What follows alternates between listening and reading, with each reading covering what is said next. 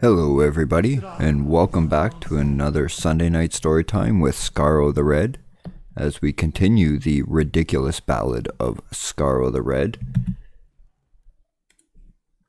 Previously, while Skaaro was being crowned the chief of a tribe of cannibal gully dwarves, Huygen and Windblade were traveling under assumed names of Thurnin and Bonnie, after being rescued from the wreckage of the Golden Falcon by a salvage ship which was headed for the haunted city of Valen.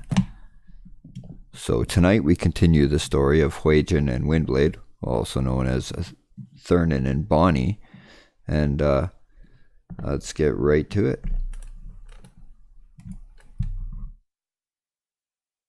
After a brief and uneventful voyage, Captain Jaren's salvage vessel finally approached the port city of Valen. Still traveling under their assumed names, Bonnie and Thurnin stood on the deck and gazed at the massive city of Valen looming on the horizon. Situated on the coast in a massive valley between two huge sea cliffs, the entire city was walled off by huge copper-colored stone walls with a massive iron gate in the center. The serious reality of their situation became increasingly apparent as they drew nearer and nearer to the imposing city. When the salvage ship approached the city locks, Captain Jaren ordered a flag to be raised bearing their company logo. A moment later, the huge city gates creaked and groaned as they slowly opened, revealing the splendor of Valen City. Built between and up the sides of the adjoining mountains, Valen was a dense metropolis of overlapping buildings, brightly colored towers, terraces, and beautiful gardens. The crew of the salvage ship began preparing to dock as the ship passed through the lock. Once inside, the massive gates slowly closed with a loud thud. Captain Jaren guided the ship to an open dock, and several of the crew leapt across to secure the ship to the mooring with heavy ropes. Once the ship was docked, the crew began unloading boxes of cargo from the salvage ship. "This is our chance," Bonnie said to Thurnin. "We can help unload some of the cargo, then sneak off." They went below deck where the ship's quartermaster, Yarvel, was directing the work. Yarvel stared at Bonnie and Thurnin with a sly glare for a moment, then directed them each to take a box of cargo. Bonnie and Thurnin each took a heavy wooden crate, as indicated by Yarvel, then headed back up the narrow staircase to the main deck. Captain Jaren was overseeing the offloading of cargo from the main deck. Bonnie and Thurnin fell in line with the rest of the crew and followed them off the ship and onto the docks. Once they reached the shore at the end of the docks, they placed the crates in a large pile with the rest of the cargo. But instead of heading back to the ship with the rest of the crew, Bonnie and Thurnin seized the moment and snuck away into the crowded streets nearby. But only seconds after they disappeared into the crowds, a slender hooded figure cautiously followed them from a distance. Valen was a maze of laneways, streets, markets, and a myriad of different styled buildings, but most impressive was the beautiful gardens. As Bonnie and Thurnin rapidly traversed the city, trying to stay in the shadows and narrow laneways. After a short while, they came upon one such garden. It was a magnificent array of small trees, vines, and flowering plants. Exhausted from their getaway, Bonnie and Thurnin agreed to rest there a moment. There was a simple cobblestone path through the center of the garden which led to a small gazebo. The garden was comprised of numerous different species of trees and flowering bushes from all over Faerun. Inside the little gazebo was a stone bench where they sat in silence for a moment, catching their breath and admiring the intoxicating beauty of the garden. "It's going to be nightfall soon, and we need to find a place to stay," Thurnin stated. "The roads out of Velen are dangerous enough in the daytime, but traveling them at night is suicide." Bonnie nodded in agreement. "But we have to find somewhere they won't recognize us," she added. "When we passed through the markets earlier, I noticed wanted posters with our faces posted on the walls." Thurnin thought for a moment, then said, "I think I may know a no-questions-asked sort of place we can go, but," he added, "we have no money, and while the proprietors of the establishment are trustworthy, there's no guarantee one of their patrons may recognize us there and claim the bounty." With a sly grin, Bonnie reached into her trousers and produced a small coin purse. "While we were on the salvage ship, I helped myself to a few coins here and there," she said. "There's not much, but it should at least cover our stay at the inn." "Then it's settled," Thurnan said with a chuckle. We'll make our way to Morgan's Inn. After a short break in the garden, Thurnan and Bonnie resumed their trek through Valen. Unbeknownst to them, the strange hooded figure who followed them from the docks continued to stalk them through the city. Although they had both been there a number of times in the past, Valen City seemed to be different every time. Thurnan knew the general direction of the inn, but to traverse the maze of laneways in Valen City, all the while avoiding the crowded public streets, was a daunting task. As the day ended and the city grew dark, Bonnie and Thurnan began to catch glimpses of ghastly specters appearing before them, then vanishing just as quickly. They both knew that despite all the marvelous splendors of the great city, Valen was most well known as the Haunted City. Every night, ghosts appear throughout the city. Although harmless, to the unsuspecting, they can be quite frightening. Over time, the inhabitants of Valen have become used to the specters and pay them no mind, but outsiders often visit Valen for no other reason than to see the ghosts. In stark contrast to the delightful and festive colors one experiences in Valen during the daytime, at night it became a strange and spooky place. The bright colorful flowers of the daytime gave way to strange glowing plants and dark torch-lit paths. What Bonnie and Thurnan didn't realize, though, was that they had arrived in Valen during the Masquerade of Liars, a week-long festival they hold each year during the harvest season. The Masquerade was a bizarre festival, celebrating Lyra, the goddess of illusions, and Mask, the god of trickery and thieves. Each night during the festival, denizens of Valen wear elaborate and often ridiculous costumes to honor the gods Lyra and Mask. As Bonnie and Thurnan gazed into a busy street from a dark laneway, they began to notice many of the people were wearing strange masks. "What luck," said Thurnan. "It must be the end of Marpenoth." "Tymora be praised, it's the Liars' Festival," said Bonnie excitedly. "All we need is some masks, and we'll be smooth sailing." Throughout the bustling market, there were several booths and tables selling a wide variety of masks. "I hope they aren't expensive," said Thurnan. "Leave this to me," said Bonnie. "Just wait right here in this laneway." Bonnie then darted into the crowd and vanished amongst them.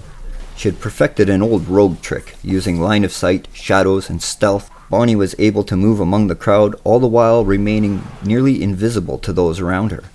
Just then, as she approached a vendor's table, she flicked a stone directly into the rear end of a nearby lady. The lady immediately caused a scene, accusing the masked man behind her of pinching her bottom. The commotion was sufficient to distract the shopkeeper, while Bonnie smoothly slipped away with a pair of masks. When Bonnie returned to the laneway, Thurnan was awaiting her, but he was not alone. Right behind him was a rather frightening-looking ghost, with a sinister-looking grin. Thurnan seemed completely oblivious of his company, and greeted Bonnie as she returned. Unable to resist, Bonnie looked past Thurnan and then cleared her throat, ahem, while pointing behind him. Thurnan turned his head to find himself looking directly into the empty, dead eyes of a horrific ghost. The ghost uttered a terrifying chuckle which startled Thurnan, causing him to tumble over and to the ground. Unable to help herself, Bonnie burst out laughing, and even though the ghost stayed a moment and giggled at the bewildered Thurnan before drifting back into the darkness. Attempting to suppress his own laughter, Thurnan tried to say, "This is no laughing matter," but was unable to finish the sentence, which only made Bonnie laugh more. Through his laughter, Thurnan attempted to scold Bonnie. "We can't be taking risks like that," he said. "Don't worry," Bonnie replied. "During the nights of the masquerade, most laws are suspended, so even if I was caught, I would not have to face the authorities." "That worries me even more," Thurnan stated. "It just means every cutthroat rogue and mercenary from here to Waterdeep will be here, and so we'll need to be extra cautious." Bonnie gave one of the stolen masks to Thurnan, and they donned their disguises. Bonnie's mask had a long beak like a bird and was decorated with various brightly colored feathers. Thurnan's mask, on the other hand, was like the face of a wolf, with dark fur and sharp fangs. Bonnie and Thurnan then casually joined the crowd and headed towards Morgan's Inn. Not far behind, a hooded stranger continued his steadfast pursuit. The streets of Valen were glowing with candles, torches, lanterns, and strange glowing lights, which seemed to just randomly float about. The popping and cracking of fireworks could be heard among the crowds gathered for the festivities. People of all races and species gathered in the streets with their masks and silly costumes to celebrate the masquerade, with intoxicating drinks and tall tales. Everyone from orcs to dwarves, humans, elves, goblins, and even a few dragonborn were gathered together to mingle with the ghosts and experience Valen. Although Morgan's Inn was situated away from the main commerce areas, it was nonetheless popular with the locals and visitors alike. It was well known in the region as a place of refuge for many of the less than reputable characters who found themselves in Valen. It was a simple inn, with a tavern on the main floor and rooms upstairs they rent to patrons. But it was an inn where the proprietors valued discretion. When Thurnon and Bonnie entered Morgan's Inn, they were immediately stopped by a rather large and foul-smelling half-ogre. "No masks in the inn," he stated firmly. Bonnie and Thurnon nervously removed their masks, glancing around casually to see if anyone noticed them. Thankfully, the inn was having a very busy night, and most of the customers were distracted with their drinks and the festivities. After removing their masks, the half-ogre stepped aside. "Welcome to Morgan's Inn," he said, as he waved them to the bar. At the bar, they were greeted by a young red-haired woman. "What can I get for you?" she asked. "We'll need 2 mugs of ale and a room for the night, thank you," Bonnie replied. The waitress promptly snatched up a pair of clean mugs, filled them with ale from the large keg. After delivering the ale, she snatched up a single key from a large ring on her belt, handed it to Bonnie. "Room 15, top floor, all the way up the stairs," said the waitress. "First ale's on the house, but that'll be 20 silver for the room." 20 silver, Bonnie began to protest the outrageous price, but Thurnon nudged her, and she rethought her position and situation. Opting not to draw unnecessary attention to themselves, she hands over her entire coin purse to the waitress. "Feels a little light, Captain," the waitress said quietly with a wink. "But since it's a holiday, I'll let it slide this time." "Thank you so much," Bonnie said. "I owe you one." The waitress hummed. "Just make sure you're cleared out by daylight." "We will be. You have my word," Thurnon promised. Bonnie and Thurnon took their mugs of ale and quickly but casually headed all the way up the stairs to the top floor and down a hallway with numbered doors. They passed only a few other patrons along the way, but none of them seemed to pay them much attention. There was even a few ghosts about the inn, drifting about aimlessly, seeming to be simply observing everyone. Once they located room 15, they went inside and locked the door. It was a simple room, with a single bed, a wardrobe, a table, and 2 chairs. A small lantern sat on the table. Thurnon picked up the little lantern and lit it, illuminating the room. Bonnie and Thurnon then sat at the little table and sipped their ale. "We should be safe for the night here," Thurnon said. "I don't think anyone recognized us," Bonnie added. "Only time will tell," Thurnon responded. "But for now, let's try to get some rest. We have to get out of here early as possible." Bonnie nodded in agreement. "We also have to figure out a way to get past the Valen guards at the city gates." Meanwhile, perched on a rooftop of a building adjacent to Morgan's Inn, the shadowy hooded figure looked across into the window of Bonnie and Thurnon's room.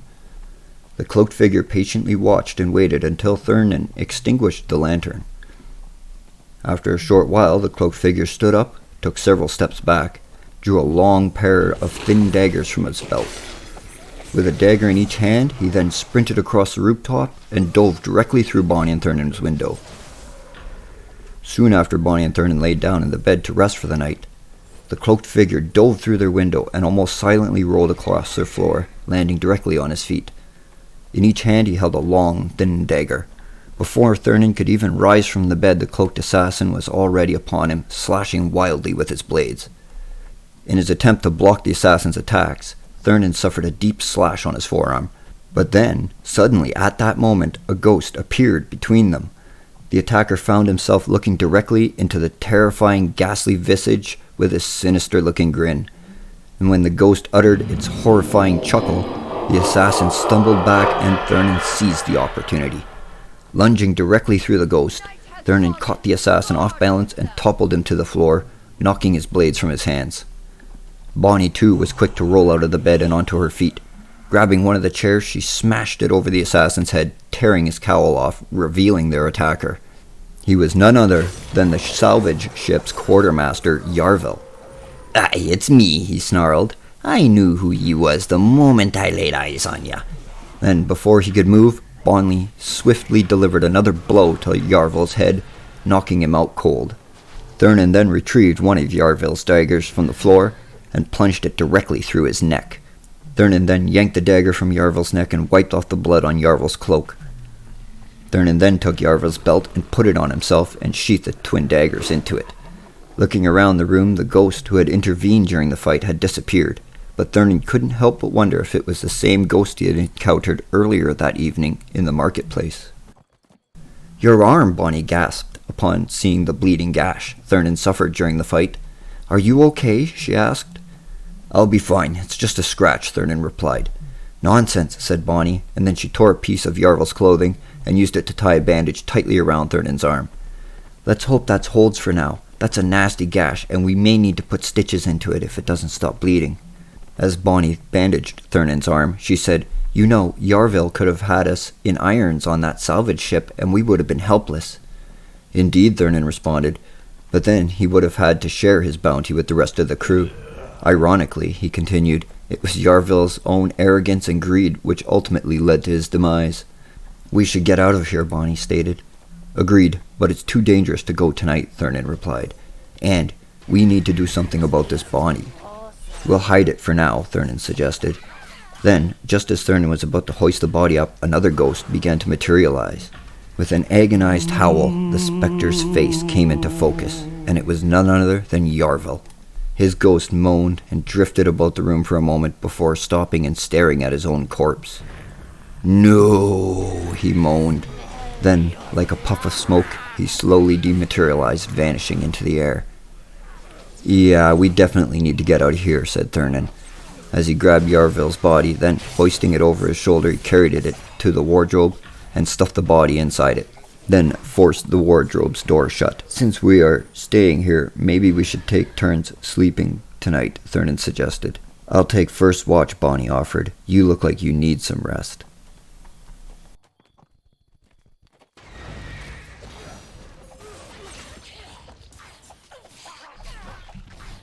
And that's the end of Chapter 10 of the ridiculous Ballad of Skaaro the Red.